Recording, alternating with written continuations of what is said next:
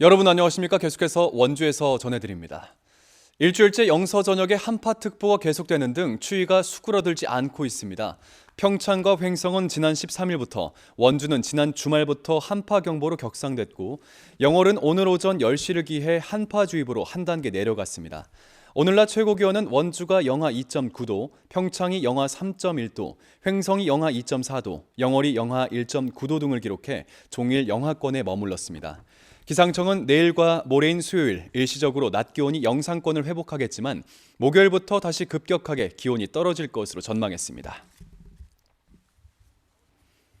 원주시가 다음 달 13일까지 마을 단위 돌봄센터와 아동센터를 대상으로 동절기 합동점검을 실시합니다.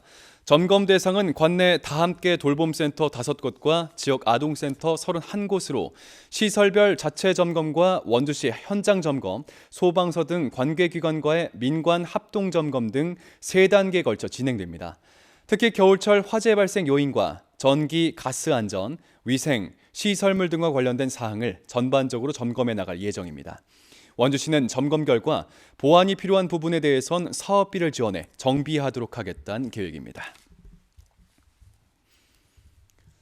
6일 지방선거에서 재산을 축소 신고해 선거법상 허위사실 공표 혐의로 기소된 원광수 원주시장의 첫 재판이 오늘 춘천지법 원주지원에서 열렸습니다.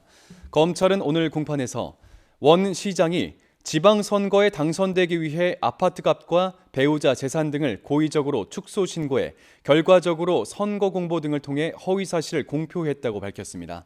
원 시장은 혐의를 인정하냐는 취재진의 질문에 즉답하진 않고 숨김없이 성실하게 재판에 임하겠다고 말했습니다.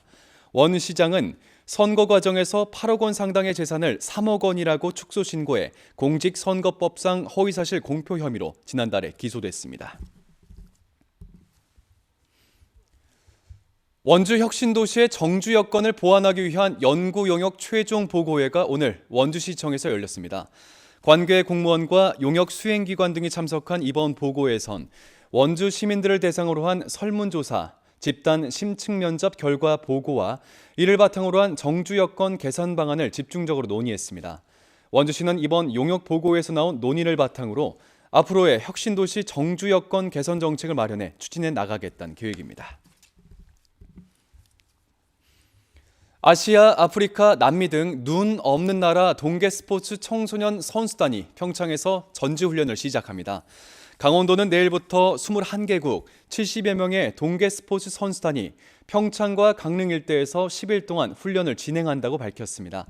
알파인 스키, 스노보드, 봅슬레이 등 설상 6개 종목과 쇼트트랙 훈련이 진행되고 종목별 친선대회, 한국문화체험도 이뤄집니다.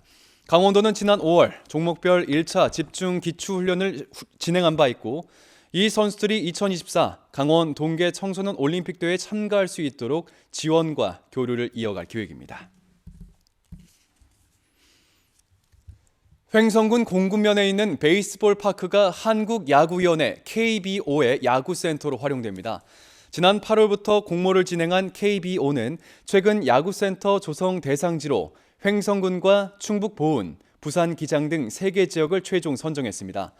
이에 따라 횡성군은 2024년까지 야구 비전센터, 숙박시설, 다목적 실내 연습장을 조성하고 이후 2단계 사업으로 인근 10만 제곱미터 부지의 야구 메모리얼 파크, 체험시설, 산책로 등을 조성할 계획입니다. 야구센터 유치를 계기로 KBO에서 주관하는 아마추어 유소년 대회와 캠프, 전지훈련, 전문인 교육이 횡성에서 이뤄질 전망입니다.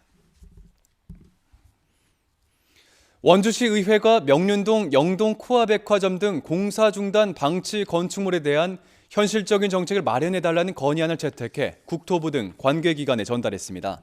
원주시 의회 최미옥 의원이 발의한 건의문에는 도심 속 장기 방치 건축물은 도시의 미관을 해치고 시민들의 안전을 위협하고 있지만 정부가 문제 해결에 소극적으로 대응하고 있다고 지적하며 정부가 적극적으로 개입해 줄 것을 당부했습니다. 원주의 대표적인 공사 중단 건축물인 명륜동 영동 코아 백화점의 경우 지난 2018년 국토부의 공사 중단 장기 방치 건축물 선도 사업에 선정됐지만 보상비와 철거비가 과다하고 소유, 채무 관계가 복잡해 진전은 없는 상태입니다. 강원도의 안전 수준이 전국 9개 도시 가운데 꼴찌 수준인 것으로 파악됐습니다. 행정안전부의 2022년 지역 안전지수를 보면 강원도는 자살과 감염병 분야에서 5등급을, 화재 부분에서 4등급을 받았습니다.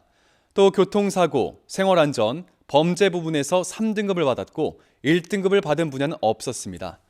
시, 군별로 보면 영월군이 모든 분야에서 3등급 이상을 받았고 지난해에 비해 4개 분야에서 안전도가 개선돼 우수 지자체로 선정됐습니다. 뉴스를 마칩니다. 고맙습니다.